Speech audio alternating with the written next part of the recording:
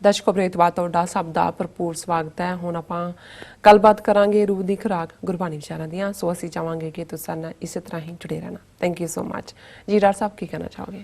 ਦੇਖੋ, ਸ਼ੁੱਕਰਵਾਰ ਦੇ ਪ੍ਰੋਗਰਾਮ 'ਚ ਅਸੀਂ ਗੁਰੂ ਗ੍ਰੰਥ ਸਾਹਿਬ ਜੀ ਦੀ ਬਾਣੀ ਸ਼ਲੋਕ ਵਾਰਾਂ ਤੇ ਵਧੀਕ ਜੀ ਇਸ ਤੇ ਵਿਚਾਰ ਕਰਦੇ ਹਾਂ। ਇਸ ਦੇ ਵਿੱਚ ਜਿਹੜੇ ਸ਼ਲੋਕ ਗੁਰੂ ਗ੍ਰੰਥ ਸਾਹਿਬ ਚੋਂ ਦੇ ਮੇਨ, ਕਿਉਂਕਿ ਸ਼ਲੋਕ ਦੇ ਨਾਲ ਪੌੜੀ ਔਰ ਇੱਕ ਉਸ ਦਾ ਫਾਰਮੈਟ ਸੀ, ਪਰ ਜਿਹੜੇ ਵਧੇ ਸ਼ਲੋਕ ਨੇ ਉਹ ਫਿਰ ਗੁਰੂ ਅਰਜਨ ਸਾਹਿਬ ਨੇ ਅਖੀਰ 'ਚ ਸ਼ਲੋਕ ਵਾਰਾਂ ਤੇ ਵਧੀਕ ਬਾਣੀ ਦਾ ਟਾਈਟਲ ਹੈ ਜੀ। ਉਹਦੇ 'ਚ ਅਸੀਂ 3 ਸਤਿਗੁਰਾਂ ਦੇ ਸ਼ਲੋਕ ਵਿਚਾਰ ਚੁੱਕੇ ਹਾਂ। ਚੌਥੇ ਪਾਤਸ਼ਾਹ ਦੇ ਸ਼ਲੋਕਾਂ ਤੇ ਵਿਚਾਰ ਚੱਲ ਰਹੀ ਹੈ ਔਰ ਅੱਜ ਅਸੀਂ 3 ਸ਼ਲੋਕ, ਤੀਸਰਾ, ਚੌਥਾ ਔਰ ਪੰਜਵਾਂ ਇਸ ਵਿਚਾਰ ਲਈ ਚੁਣੇ ਨੇ ਜੀ।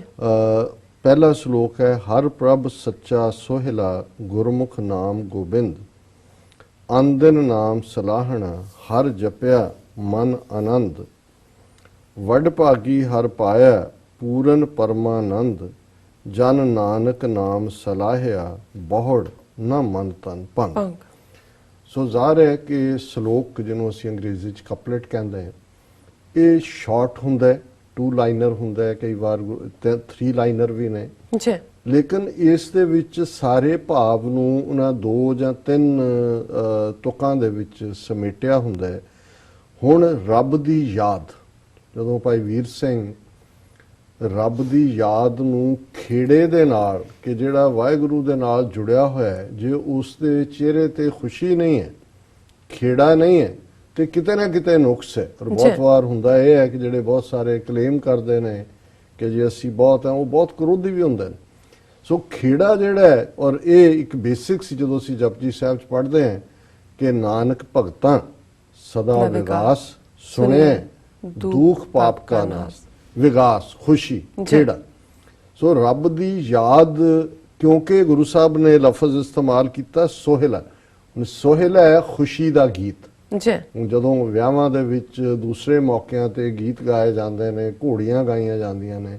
ਹੁਣ ਘੋੜੀ ਚੜ੍ਹਦਾ ਵੀ ਹੈ ਲਾੜਾ ਤੇ ਘੋੜੀਆਂ ਗਾਇਆ ਵੀ ਜਾਂਦੀਆਂ ਨੇ, ਕਿਉਂਕਿ ਉਹ ਸੁਹਾਗ ਦੇ ਨਾਲ ਜੁੜਿਆ ਹੋਇਆ ਹੈ, ਜਿਹੜਾ ਕਿ ਪੋਜ਼ਿਟਿਵ ਖੁਸ਼ੀ ਦਾ ਗੀਤ ਹੈ।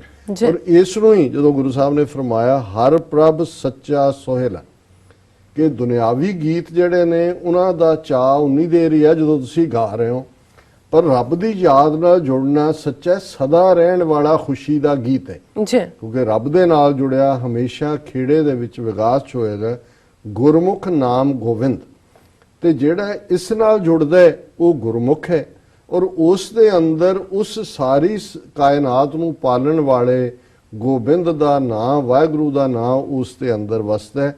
ਅਨ ਦਿਨ ਨਾਮ ਸਲਾਹਨਾ, ਦਿਨ ਹੈ ਦਿਨ ਰਾਤ, ਉਸ ਦੇ ਉਠਤ ਬੈਠਤ ਸੋਵਤ ਨਾਮ, ਕਹੋ ਨਾਨਕ ਜਨ ਕੈ ਸਦ ਕਾਮ। ਉਹਦਾ ਇੱਕੋ ਹੀ ਕੰਮ ਹੁੰਦਾ ਹੈ ਕਿ ਉਹਨੇ ਚੱਤੇ ਪੈਰ ਜਿਹੜਾ ਉਸ ਦੀ ਜ਼ਬਾਨ ਦੇ ਉੱਤੇ, ਉਸ ਦੇ ਦਿਲ ਦੇ ਵਿੱਚ ਵਾਹਿਗੁਰੂ ਦਾ ਨਾਮ ਹੁੰਦਾ ਹੈ। ਹਰ ਜਪਿਆ ਮਨ ਆਨੰਦ। ਹੁਣ ਕਿਉਂਕਿ ਉਹ ਦਿਨ ਰਾਤ ਉਸਦੇ ਵਾਹਿਗੁਰੂ ਦੇ ਨਾਮ ਨੂੰ ਜਪਦਾ ਹੈ, ਉਹ ਸੋਹਿਲਾ ਦੀਨ ਵਾਲਾ, ਦਿਨ ਦੇ ਅੰਦਰ ਆਨੰਦ ਦੇਣ ਵਾਲਾ। ਹਰ ਜਪਿਆ ਮਨ ਆਨੰਦ, ਉਸ ਦੇ ਮਨ ਦੇ ਵਿੱਚ ਹਮੇਸ਼ਾ ਆਨੰਦ ਰਹਿੰਦਾ ਹੈ। ਵੱਡ ਭਾਗੀ ਹਰ ਪਾਇਆ ਪੂਰਨ ਪਰਮਾਨੰਦ, ਜਨ ਨਾਨਕ ਨਾਮ ਸਲਾਹਿਆ ਬਹੁੜ ਨਾ ਮਨ ਤਨ ਭੰਗ। ਕਿ ਇਹ ਵਾਹਿਗੁਰੂ ਦੇ ਨਾਮ ਦੇ ਨਾਲ ਜੁੜਨਾ, ਇਹ ਵੀ ਵੱਡਿਆਂ ਭਾਗਾਂ ਦੇ ਨਾਲ ਹੀ ਸੰਭਵ ਹੁੰਦਾ ਹੈ, ਰੱਬ ਦੇ ਕਰਮ ਦੇ ਨਾਲ ਹੀ ਪੋਸੀਬਲ ਹੁੰਦਾ ਹੈ। ਔਰ ਇਸ ਸਾਰੇ ਜਦੋਂ ਇਹ ਇਵੇਂ ਹੋ ਜਾਂਦਾ ਹੈ ਤੇ ਫਿਰ ਪੂਰਨ ਪਰਮਾਨੰਦ, ਪਰਮਾਨੰਦ ਹੈ ਪਰਮ ਆਨੰਦ, ਕਿ ਜਿਹੜੀ ਦੁਨਿਆਵੀ ਛੋਟੇ ਛੋਟੇ ਸਾਨੂੰ ਸੁੱਖ ਮਿਲਦੇ ਨੇ ਛੋਟੀ ਛੋਟੀਆਂ ਚੀਜ਼ਾਂ ਚੋਂ, ਪਰ ਇਹ ਇੱਕ ਐਸਾ ਸੁੱਖ ਹੈ ਪਰਮ ਆਨੰਦ, ਜਿਹੜਾ ਆਉਣ ਤੋਂ ਬਾਅਦ ਕਿਸੇ ਹੋਰ ਫਿਰ ਸੁੱਖ ਦੀ ਲਾਲਸਾ ਨਹੀਂ ਰਹਿੰਦੀ। ਜਨ ਨਾਨਕ ਨਾਮ ਸਲਾਹਿਆ, ਚੌਥੇ ਪਾਤਸ਼ਾਹ ਫਰਮਾਉਂਦੇ ਨੇ ਕਿ ਮੈਂ ਉਹ ਜਨ ਨਾਨਕ, ਉਸ ਵਾਹਿਗੁਰੂ ਦਾ ਮੈਂ ਉਸ ਨਾਮ ਦੀ ਸਲੋਤਾ ਕੀਤੀ, ਯਾਦ ਕੀਤਾ। ਬਹੁੜ ਨਾ ਮਨ ਤਨ ਭੰਗ, ਭੰਗ ਹੁੰਦਾ ਟੋਟਾ ਆਣਾ, ਕਿ ਜਦੋਂ ਤੋਂ ਮੈਂ ਉਸ ਯਾਦ ਨਾਲ ਜੁੜਿਆ ਫਿਰ ਮੇਰੇ ਮਨ ਦੇ ਵਿੱਚ ਤੇ ਤਨ ਦੇ ਵਿੱਚ ਕੋਈ ਟੋਟਾ ਨਹੀਂ ਹੈ। ਆਨੰਦ ਪਿਆ ਮੇਰੀ ਮਾਏ ਸਤਿਗੁਰੂ ਮੈਂ ਪਾਇਆ। ਜਦੋਂ ਆਨੰਦ ਹੈ ਦਿਨ ਰਾਤ। ਔਰ ਅਗਲੇ ਦੋਨੋਂ ਸ਼ਲੋਕ ਫਿਰ ਉਸ ਵੈਰਾਗ ਵੱਲ ਇਸ਼ਾਰਾ ਕਰਦੇ ਨੇ ਕਿ ਉਸ ਵਾਹਿਗੁਰੂ ਦਾ ਕਰਮ, ਉਸ ਦੀ ਬਖਸ਼ਿਸ਼, ਉਸ ਦਾ ਮਿਲਾਪ, ਉਸ ਦਾ ਵਸਲ ਕਿਵੇਂ ਹੋਏ, ਕਿਵੇਂ ਸਾਡੇ ਅੰਦਰ ਉਹ ਬਿਰਹਾ ਹੋਏ, ਬਿਰਹਾ ਆਖੀਏ ਬਿਰਹਾ ਤੂੰ ਸੁਲਤਾਨ, ਕਿ ਵੀ ਉਹ ਕਿਵੇਂ ਵਿਛੋੜੇ ਦੀ ਪੀੜ ਹੋਏ, ਕਿਵੇਂ ਆਪਣੇ ਪਿਆਰੇ ਨੂੰ ਤੁਸੀਂ ਡੀਕੋ। ਤੇ ਇਹ ਸ਼ਲੋਕ ਹੈ ਮੂੰਹ ਪਿਰਿਆ ਸੋ ਨੇਹੋ। ਹੁਣ ਇਹਦੇ ਚ ਸਿੰਧੀ ਜ਼ਬਾਨ ਦੇ ਸ਼ਬਦ ਨੇ। ਜੀ ਮੂੰਹ ਜਿਹੜਾ ਹੈ ਇਹ ਸਿੰਧੀ ਹੈ, ਔਰ ਜਿਵੇਂ ਅਸੀਂ ਪੜ੍ਹਦੇ ਹਾਂ ਕਿ ਨਾਨਕ ਸੇ ਅੱਖੜੀਆਂ ਬਿਆਨ ਜਿਨ੍ਹਾਂ ਡਿਸੰਦੋ ਮਾਂ ਪਿਰੀ, ਕਿ ਉਹ ਅੱਖਾਂ ਹੋਰ ਹੁੰਦੀਆਂ ਨੇ ਜਿਨ੍ਹਾਂ ਦੇ ਨਾਲ ਪਿਆਰੇ ਨੂੰ ਦੇਖਿਆ ਜਾਂਦਾ ਹੈ, ਉਹ ਇਹ ਮਾਦੀ ਅੱਖਾਂ ਨਹੀਂ ਨੇ। ਤੇ ਇੱਥੇ ਗੁਰੂ ਸਾਹਿਬ ਫਰਮਾਉਂਦੇ ਨੇ ਮੂੰਹ ਪਿਰਿਆ ਸਿਉ ਨੇਹੋ, ਮੋਹ ਪਿਰਿਆ ਸੋ ਨੇਹੋ, ਕਿਉਂ ਸੱਜਣ ਮਿਲੈ ਪਿਆਰਿਆ, ਹੋਂ ਟੁੰਡੇਂਦੀ ਤਿੰਨ ਸੱਜਣ ਸੱਚ ਸਵਾਰਿਆ, ਸਤਗੁਰ ਮੈਂਡਾ ਮਿੱਤ ਹੈ ਜੈ ਮਿਲੈ ਤਾਂ ਇਹੋ ਮਨ ਵਾਰਿਆ, ਦੇਂਦਾ ਮੂੰਹ ਪਿਰ ਦਸ ਹਰ ਸੱਜਣ ਸਿਰਜਣ ਹਾਰਿਆ, ਨਾਨਕ ਹੋਂ ਪਿਰ ਭਾਲੀ ਆਪਣਾ ਸਤਗੁਰ ਨਾਲ ਦਿਖਾਲਿਆ। ਜੀ ਕਿ ਮੈਨੂੰ ਆਪਣੇ ਪਿਆਰੇ ਦੇ ਨਾਲ ਪਿਆਰ ਹੈ। ਮੂੰਹ ਪਿਰਿਆ ਸਿਉ ਨੇਹੋ, ਕਿ ਮੈਨੂੰ ਆਪਣੇ ਪਿਆਰੇ ਦੇ ਨਾਲ ਪਿਆਰ ਹੈ, ਕਿਉਂ ਸੱਜਣ ਮਿਲੇ ਪਿਆਰਿਆ, ਪਰ ਉਹ ਮੇਰੇ ਤੋਂ ਵਿਛੜਿਆ ਹੋਇਆ, ਕਿਵੇਂ ਮੈਨੂੰ ਪਿਆਰਾ ਸੱਜਣ ਮਿਲੇ।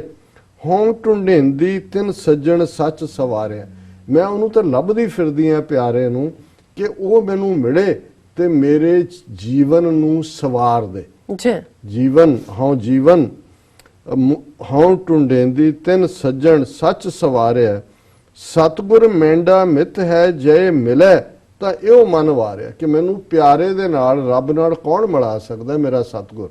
ਕਿ ਮੈਂ ਉਸ ਸਤਗੁਰੂ ਨੂੰ ਢੂੰਡ ਰਹੀ ਹਾਂ ਜਿਹੜਾ ਮੇਰਾ ਮਿੱਤਰ ਹੈ। ਸਤਗੁਰ ਮੈਂਡਾ, ਇਹ ਵੀ ਲਹਿੰਦੇ ਪੰਜਾਬ ਸਰਾਇਕੀ ਚ ਵੀ ਹੈ, ਸਿੰਧੀ ਚ ਵੀ ਹੈ। ਤੂੰ ਕਰਤਾ ਸਚਿਆਰ ਮੈਂਡਾ ਸਾਈਂ, ਹੁਣ ਇਹ ਉਥੋਂ ਜੋ ਤੋ ਭਾਵੈ ਸੋਈ ਥੀਸੀ, ਜੋ ਤੂੰ ਦੇ ਸੋਈ ਹੋਂ ਪਾਈ। ਸੋ ਇਹ ਵੀ ਹੈ ਕਿ ਸਤਗੁਰ ਮੈਂਡਾ ਮਿੱਤ ਹੈ ਜੇ ਮਿਲੇ ਤਾਂ ਇਹੋ ਮਨ ਵਾਰਿਆ, ਕਿ ਜੇ ਮੈਨੂੰ ਸਤਗੁਰੂ ਮਿਲੇ ਜਿਹੜਾ ਮੈਂਡਾ ਮੇਰਾ ਦੋਸਤ ਹੈ ਤੇ ਮੈਂ ਆਪਣਾ ਆਪਾ ਉਸ ਤੋਂ ਕੁਰਬਾਨ ਕਰ ਦਿਆਂ। ਦਿੰਦਾ ਮੂੰਹ ਪਿਰ ਦਸ, ਉਹ ਸਤਗੁਰੂ ਜੇ ਮੈਨੂੰ ਮਿਲਦੇ ਜਾਂ ਮਿਲਦਾ ਤੇ ਉਹਨੇ ਮੈਨੂੰ ਮੇਰੇ ਪਿਆਰੇ ਦੀ ਦੱਸ ਪਾ ਦੇਣੀ ਸੀ, ਰੱਬ ਦੇ ਨਾਲ ਮਿਲਾ ਦੇਣਾ ਸੀ। ਦਿੰਦਾ ਮੂੰਹ ਪਿਰ ਦਸ ਹਰ ਸੱਜਣ ਸਿਰਜਣ ਹਾਰਿਆ, ਉਹ ਪਿਆਰਾ ਸੱਜਣ ਜਿਹਨੇ ਸਾਰੀ ਕਾਇਨਾਤ ਬਣਾਈ ਹੈ, ਸਿਰਜਿਆ।